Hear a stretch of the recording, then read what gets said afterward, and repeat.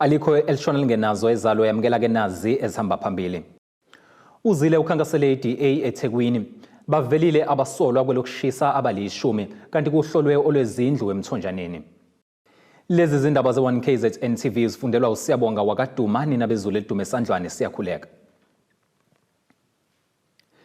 Njengoba kulindeleke ukuba kubanjwe ukhetho lokuchibiyela eNewland East ngaphansi kaWard 11 eThekwini, uhlalo wesigungu esiphezulu eqenjini leDemocratic Alliance Uhelen Zille uhambele le ndawo ngenhloso yokuzwa izimvo zomphakathi owakhele le ndawo nokuyilapho kulindeleke ukuba kubhungwe kabanzi ngenkinga yokuhanjiswa kwezidingo kule ndawo. Lolu khetho luza ngemva kokwesula kobeli ikhansela laleli qembu ngemva kokuthola amadlela alihlaza phesheya kwezilwandle. Iqembu le-Democratic Alliance liqinise umkhankaso walo wokuqinisekisa ukubuyisa ezandleni zalo uWard 11 eThekwini okulindeleke ukuba kubanjwe kuwo ukhetho lokuchibiyela ngasekupheleni kwenyanga ephezulu. Namuhla usihlalo wesigungu esiphezulu kuleli qembu uhambele le ndawo ngenhloso yokunxenxa lomphakathi kanye nokuzwa izikhalazo zawo. Ekhuluma neziko lezindaba uvezeke ukuthi umjaho wabo oqinisekisa ukuphumelela umasipala iThekwini ngokuyimela usuqalile. Ngakho ivoti nevoti libaluleke kakhulu ukufezekisa lokhu. Well, we're hoping to be able to win Ethekwini next time. We just needed 9% more of the vote to come into government in Ethekwini on a coalition, and that is not far-fetched. We certainly made up 9% in a place like Umgeni, and if we can do it in Umgeni, we can do it in Ethekwini. So we are very committed to getting every single vote we can so that the people of Ethekwini can also feel the DA difference. The DA does everything differently, every single thing differently. We don't steal the money. That's the first big difference. Secondly, we appoint people who can do the job and are not in it for their own interests. Thirdly, we are efficient, so we spend all the money. Ethekwini sent back to the provincial and national government 300 million rand that they didn't use for upgrading infrastructure. Le wadi isale ingenalo ikhansela ngemuva kokuba loyo obeli ikhansela kule ndawo ekhetheke ukushiya phansi ngemuva kokuthola amadlela alihlaza phesheya kwezilwandle kanti ibivele ingaphansi kwaleli qembu nokwenza ke balangazelele ukuyibuyisa. Amalungu omphakathi akhaleke ngokukhishwa inyumbazane njengoba ke ehluphekela izidingo njengokungalungiswa kwezindlu abahlala kuzo ingqalazinda yenhle okwenza ke ingene ezindlini zabo uma ke isigcwele nokunye okuningi. I got a problem with the sewage in front of my door. It leaks into my kitchen, in the sink, in the toilet and all outside. And I'm keep on pounding. This has happened for 47 years and nothing has been done.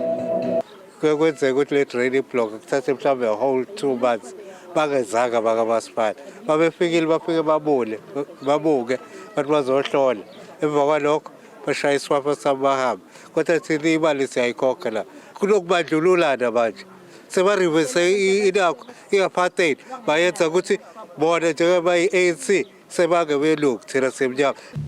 Kulo mkhankaso kugxekwe iqembu elibusayo lafaniswa nohulumeni wangesikhathi sobandlululo owabeke ecindezela ikakhulukazi abantu abansundu kanti nalo kuthiwa ke liselahlukanisa imisebenzi nokunye ngokwebala kanti likhetha ke iphela emasini ukuhambisa isidingo emphakathini. Our infrastructure with the electricity is not up to standard.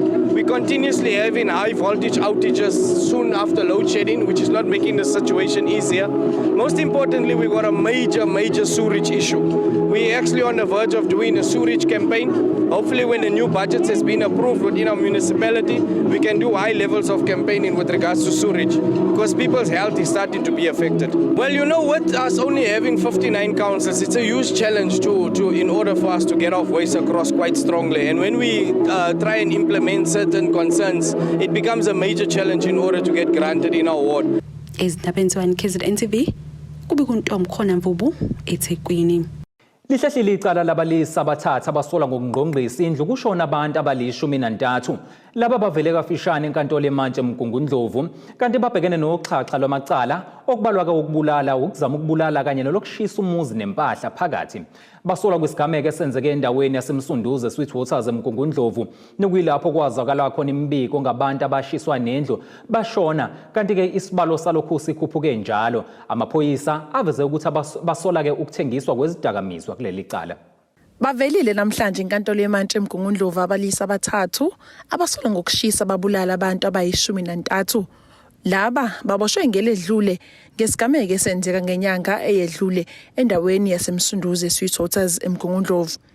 Umsolwa wokuqala uMthobisi Makhathini oneminyaka ama-28 ubudala utshela inkantolo ukuthi alikho icala alihambayo nelisake lamgweba ngaphambilini. Umsolwa wesibili uSanele Phetha oneminyaka ama-40 ubudala uthe wagwetshwa ngonyaka ka-2016 ngecala lokugqekeza, wathola isigwebo seminyaka eyisishiyagalombili, wadonsa emine ngaphakathi ejele, eminye wayidonsa ngaphandle. Kanti umsolwa wesithathu yena uMandisa Ngcobo oneminyaka ama-29 ubudala uthe likhona icala lihambayo njengamanje enkantolo elokutholakala nesibhamu esingekho emthethweni. Kanti imantshi iphinde yabakhumbuza abasolwa ngamacala ababhekene nawo. Okay, counts of 1 to 13 is murder, said to have occurred on the 14th of May 2023 at Msunduzi location. Counts 14, 15, 16, 17 is attempted murder, said to have also occurred on the 14th of May 2023 at Msunduzi location. And finally, count 18 is that of arson. Laba basolwa ngokushisa umuzi walizwe Nkosi Ngcobo. Okay, just for your benefit, there's an allegation by the state that on the 14th of May 2023, you did set fire to a house being an immovable structure, the property or the lawful possession of Lizwe Nkosi Ngcobo. Icala lihlehliselwe ukuthi abasolwa bafake izicelo zabo zebhayili kuqinisekiswe amakheli abo baphinde baletha abameli babo abasolwa ukuqala nowesibili. Gentlemen, your matter is now being remanded 26th of June 2023 for formal bail application. In the interim, an alternative address is to be verified and your profiles obtained. All three accused in custody. In relation to accused numbers 1 and 2, kindly advise your private legal practitioner to avail themselves on the 26th of June 2023 for a formal bail application. Kindly ensure that they are ready to proceed. Amalungu omphakathi abethamelele licala enkantolo asabile ukuphawula, kanti umbuso uveze ukuthi uhlela ukusiphikisa isicelo sebail sabasolwa ngoba usabela ukuphepha kofakazi. Ezindabeni ze1KZNTV ngu-Ayanda Dube isemgungundlovu. Ungqongqoshe wezokuhlaliswa kwabantu esifundazweni KwaZulu-Natal uSipho KK Nkosi uhambele uhlelo lokwakhiwa kwezindlu olusethuba lethu ngaphansi kamasipala uMthonjaneni eMelmoth enyakatho nelikaMthaniya. Kuzokhumuleka ukuthi lolu hlelo sekunesikhathi esingaphezulu kweminyaka emihlanu lwathula, kepha ke namanje lo mkamo wezindlu kawuphothuliwe. uNkosi uqale wabake nomhlangano nomasipala uMthonjaneni kanye ke nowaseKing Cetshwayo. Sekuphela iminyaka lolu hlelo lwezindlu lwasethuba lethu eMthonjaneni lwahamba ngenxa yezinselelo ezahlukene kanjalo nezingqinamba. Ungqongqoshe wezokuhlaliswa kwabantu esifundazweni KwaZulu-Natal uSipho KK Nkosi uhambele kule ndawo ukuzosibonela namathupha ngokuphazamisa le ngqalasizinda. Kanti okunye okuvelile ukuntshontshwa kwengqalasizinda nokuyinto ayigxeke kakhulu ungqongqoshe. Kade sasisho ukuthi indaba yaseMthonjaneni yalezindlu lezi ezingahlala abantu bakithi nesengenwe igcwele njengoba sibonile kukhishwa ama-tiles kukhishwa nezicapha nayo yonke into. Sifikileke manje la okokuqala nje sithi umphakathi wasethuba lethu awusukume ume ngenyawo uzovikela impahla yawo oyakhelwa uhulumeni wabo. Sicela nje ukuthi wonke umuntu abe yihlo bese ukuthi bonke laba abantshontsha lempahla lela bakwazi ukuthi bathathele inyathelo. Ukwakhiwa kwalezindlu kulele kwizinhlaka ezintathu okumasipala uMthonjaneni kanjalo nomasipala wesifunda King Cetshwayo kanye nomnyango wezokuhlaliswa kwabantu okuyiwona ofaka imali. Kanti umasipala wendawo wona umele uhlinzeke ngogesi, kanti owesifunda wona uhlinzeka ngamanzi nokuthutha kwendle. Umasipala uMthonjaneni uzibophezele okusebenzisaneni ukuze kuphothulwe lolu hlelo. Ngenhlanhla ke namhlanje uMEC umphazima sinaye la uyawubona umsebenzi, izindle seyiphelile seyihlala abantu uyibonile eyiningana impela.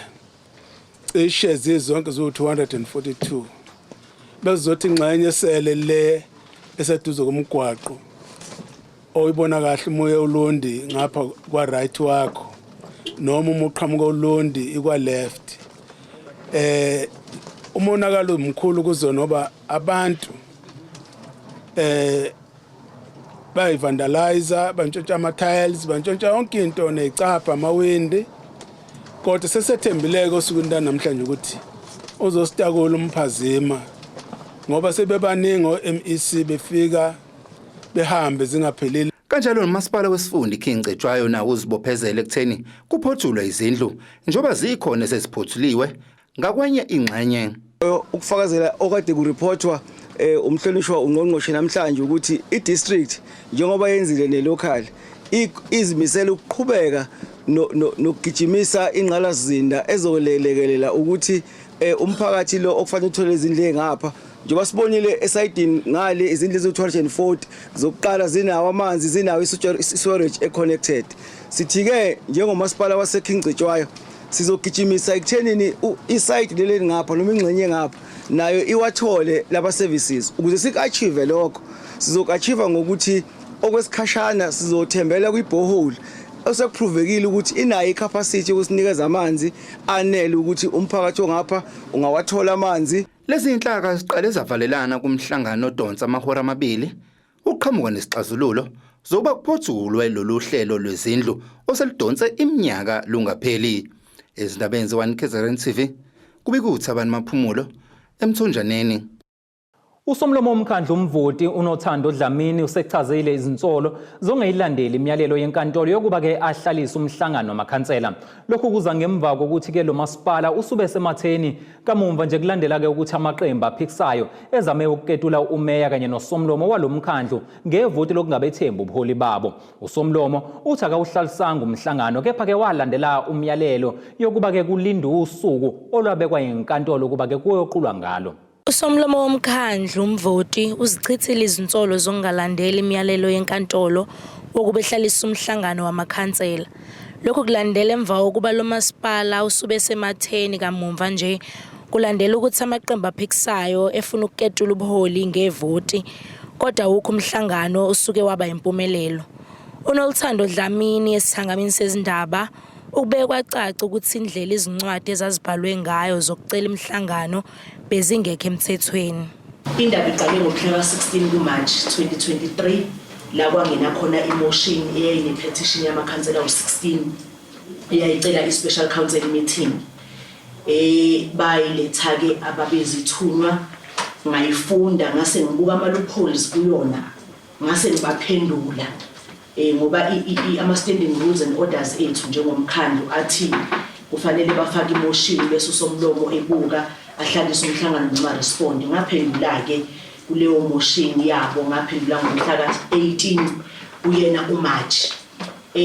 Amakhansela-ke adecide ungabe sabuya kumina back alungise inkinga engiyibalulile kwimotion yabo oqala. Uqhube ngokuthi isizathu sokuba bengawuhlalisa umhlangano ukuba inkantolo yayibanikela inyithuba lokuba beye enkantolo beyoqula icala. Ngomhla ka-14 kwaphuma i-court order eyayithi within 14 days angibize umhlangano noma ngilinde umhla ka-7 uma ngingenzekanga sekuyohlaliswa icala ngomhla ka-7 June.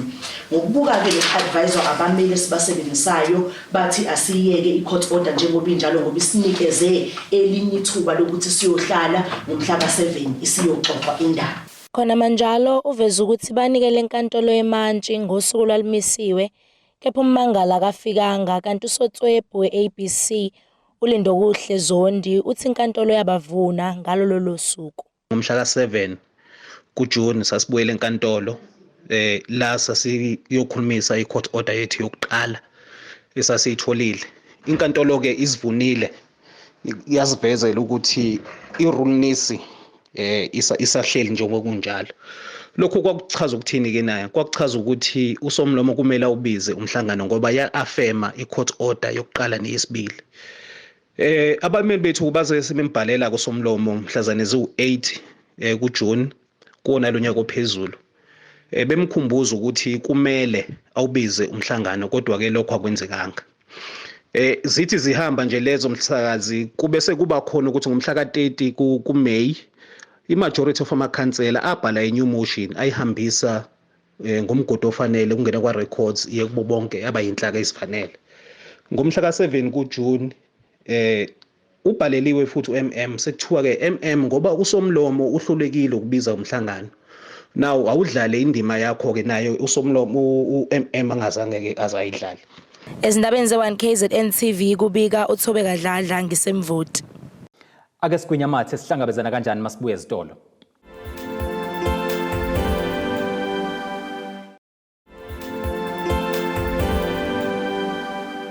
Asikubingelele siphinde sikwamukele ke mongabe usanda kubukela izindaba zethu ze1KZNTV nazi izihloko ezihamba phambili namhlanje.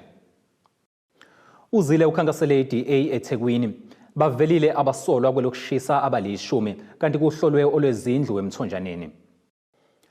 Kunconywe ukuzivocavoca ngohlobo lweyoga njengento ke engalekelela ukuqeda izifo esezihlaseleke inqwaba yabantu kuleli okubalwa kuzo ke ukhwantalala ungakwazi ukulawula ukuthukuthela ngendlela eyeqile kanye nokunye.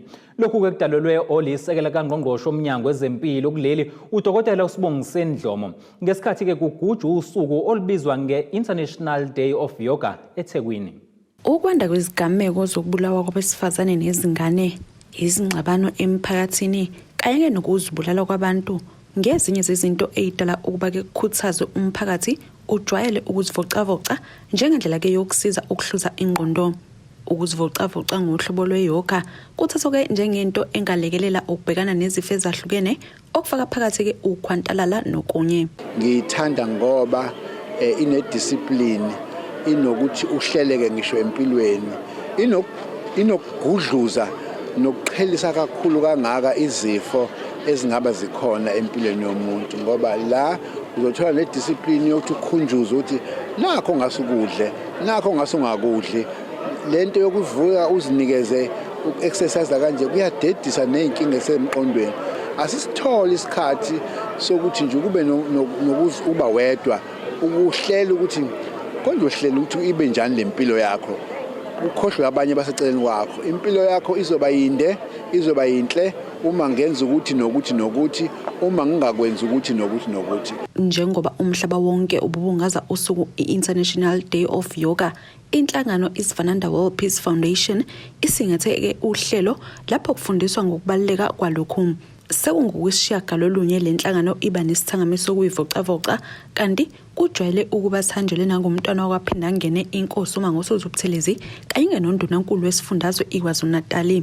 Umsunguli walenhlangano uthi ke lokhu kagcine nje ngokubaluleka ngakwezempilo kepha kuxhumanisa ke inhlanga ezahlukene.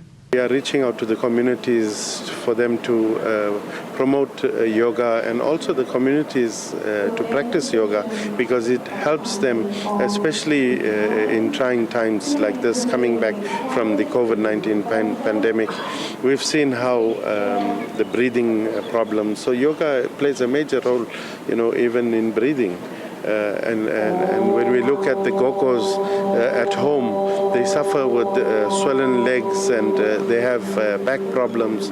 So while sitting on a chair, they could do some yoga exercises and this could help them. Njengoba iningi lisithola likhathazwa ukukhuphuka kwezinga lokuphila kuleli nokuholeleke ekutheni inqaba ilahlekelwe ebinakho abebeyingxenye yalolu hlelo baqhuquzela ke ukuyivocavoca ngalolu hlobo. Sithi uhlelo okufanele abantu bazimbandakanye nalo lweyoga ngoba kuyalula umqondo, kuyalula umzimba bese kuthi konke okuyi-stress onako ngokweyoga kusuke konke kugudluke. Kuthiwa iyoga ikusiza nge-mindfulness, ukuba mindful ukuba kwi-moment ukuba sesikhathini esithize ngaphandle kokuxakaziseka ukuthi kwenzakalani. So if wenza iyoga usuke ufisa ukuthi uyiground ukwazi ukuthi ubhekana ney'nselele futhi iyakusiza nangokwezempilo, iyakusiza nangokomqondo nangokomphefumulo njengoba negama elithi yoga lichaza ukuhlanganisa. So if wenza iyoga usuke uloyela ukuhlanganisa umzimba,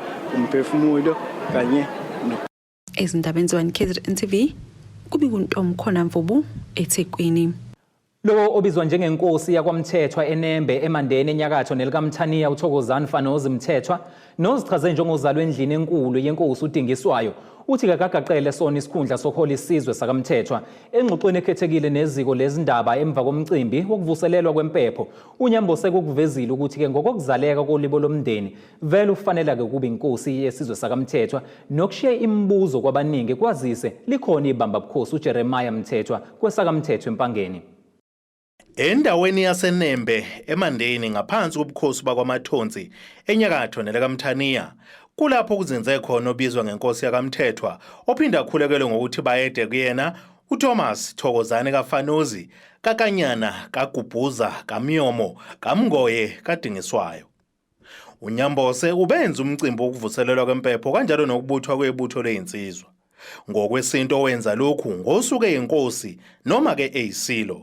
Okushiya kabaningi nemibuzo naseinkundleni zokuxhumana ngokokuthi kubizwa kanjani uNyambose ngenkosi ekubene ekhona uhola isizwe sakaMthethwa empangeni njengebamba bukhosi uJeremiah Mthethwa.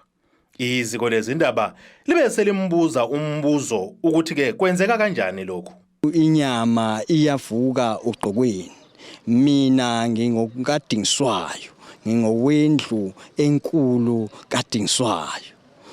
Uma ngisho njalo ngiqonda ukusho ukuthi uDingiswayo wazala insizwa engisayikhumbulayo zimbili intathu ngingeqede zonke kodwa ngizalwa endlini yenkosana uMngoye. Khona manje lo kuNyambose uthi akumele kube nokudideka kwazisa kagaqele sona ke isikhundla. Mhlawumbe ke nizwe ngayo kuthiwa khona indlu yasenhlambeni kaMthethwa. Iyindlu ekhona esingayiphikisi thina singabe endle enkulu.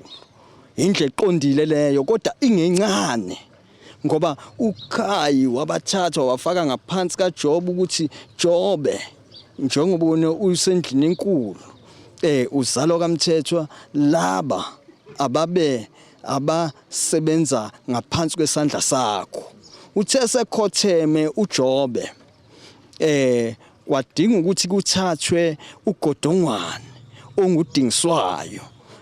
Uma ibuye emahlubini wabe sethatha umethatha walibusiswe uma sekhotheme yena kwabe sekufika isigaba lapho okwaba khona ukuthi kuvuke uSathane endlini encane.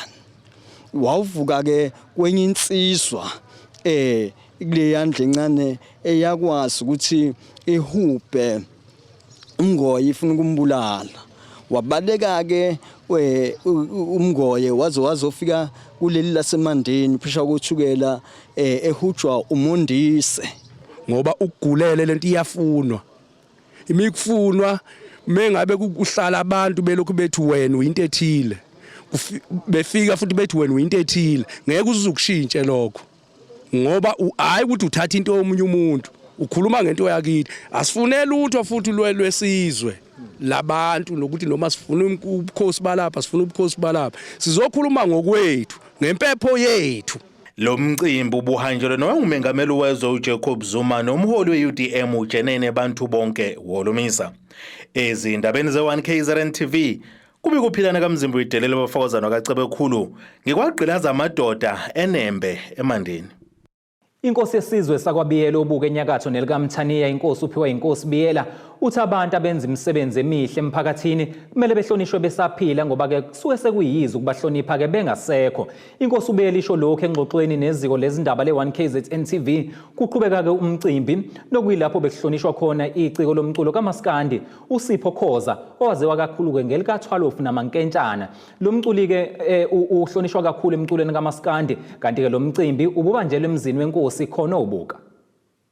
Kubeke indumezwi lomcimbi ngesikhathi inkosi yesizwe sakaBiyela obuka inkosi uphiwa inkosi Biyela ihlonipha ke iciko lomculo kaMaskandi ubaba uSipho Khoza odume ngelika12 namankentshana emculweni ongokudabuka kule ndawo futhi ke useqede iminyaka eminingi ekulendima yezomculo.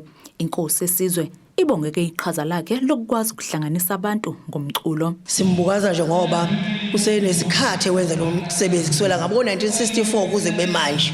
Ngakho siyafisa ngoba senza lokhu nje senzela ukuthi nabasakhula babona umuntu mayenza kahle ugcina ebe neziqhamo zokubonga ezifana nalezi. Ingakho ke sibuthene namhlanje sizombonga ngeqhaza lakhe lokuhlanganisa isizwe ngomculo. Ngalomcimbi ke inkosi yesizwe ithi fisa nabanye abeza ngemuva bebona ukuthi ke abantu abenza imisebenzi emihle emphakathini bahlonishwa, ibeke seyigcizelela ukuthi ke abantu behlonishwe besaphila. Ugcizelela ukubonga komuntu esaphila ngoba usuke naye esazoyizwa lenjabulo yokuthi kanti into engenza abantu bayayibona futhi bayayilangazela ukuthi ngiqhubeke ngeze ukunokubonga umuntu osekuthiwa akasekho useshonile suke singasazi noma uyayizwa noma uyayibona kodwa suke sezingathekisa nje. Lokho ukubonga umuntu esaphila kwenza ukuthi nabancane abakhulayo benza into umsebenzi ofana noma ungafani kodwa benza ucingo nje bathi nami ngelinye ilanga ngifuna ukuthi ngiwenze kahle ngigcine ngibonga njengalomuntu omdala engabone bonga. Leli ciko ke laduma ngezingoma ezifana nezithi umncwabo hlehlile, sihamba nabancane nezinye, libeke seliqoqozela laba abasemndimeni noma basinesifiso sokungena kulomculo ukuba baqhakambisa inhlonipho, behloniphe nabalandeli. Lokho ke kuyobagcina emculweni. Ngathi mina komaskande inhlonipho efunakala ubafoti phambili. Fanele sihloniphe suthanda umculo, awunakudala umculo awunangani. Inhlonipho efuneka mina ngikhukhile manje na 73 years. Lokungaqala ngo1971 culo. Dala ngikhukhela khona. Ayikho into edlula ukuthi uma umaskandi uthanda abantu njengoba uyithanda umhlonipho omunye umuntu emculweni kuyahlonishwana singathathwa ubuhle sithume nobuhle silahle usiko lwethu. Mina kumbhoxo nje ukuthi ngumaskandi ambhoxe indawo nkanwe ngawo umaskandi amakhosazi mabili nkanwe ngazo iginqilezi. Lo mcimbi ubuhanjelwe ke nayizintombi zomhlanga, omama, izinsizwa, kodwa ke kakhulukazi amakhosi asendlunkulu nawo awuhloniphile lo mcimbi. Unjahanja ukufaka umjayelo unhlomzini lawa isazi yaqhulula kube ziyasengwa zenkomo ngoba kumahle zephihle ufutha siswana konye okuye lo mama ongibuka engabuhlale ngibukana uyukethe emthuni yesaba lonkunzi yembongolo tholo vula kanjalo ngiyabonga. Let's gaze indaba ze1KZNTV ngengosamukeliso enqulunga sobuka. Ake siphinde sihlabe ikhefu sihlangabezana kanjani masibuye ezitolo.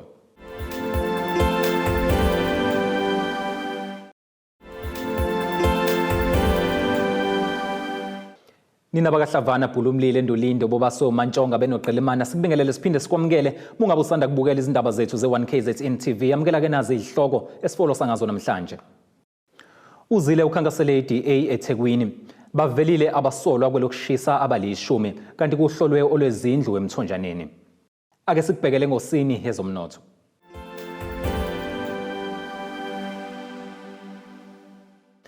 Irandi lakuleli liu-18.23 maliqhathaniswa nedola laseMelika libe u-23.37 maliqhathaniswa nopondo waseBrithani liphinde libe u-19.93 maliqhathaniswa ne-euro lase-Europe. Igolide ke lona lingu-1,954 cents i-ounce kuthi ke iwoyela ongahluziwe ube u-$76.61 umphongolo. Ake siphinde sikubhekele ngosini yezemidlalo.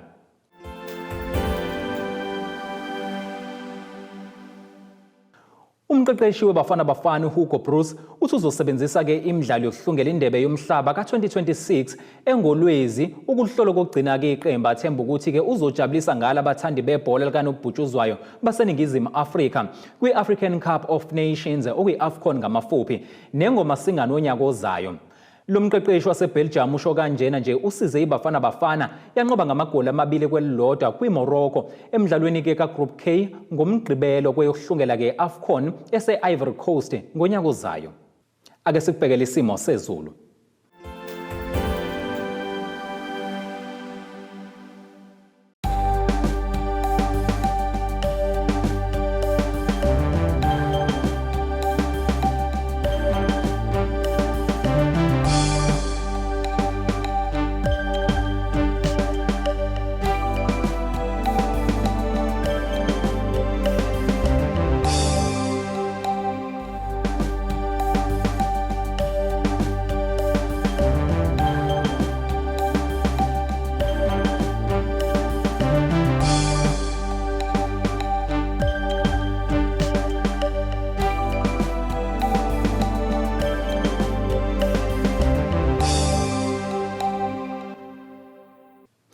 Ziyaguqa ke imbukelo besikuphathele zona namhlanje sihlangabezana kanjani futhi kusasa ngesikhathi esifanayo.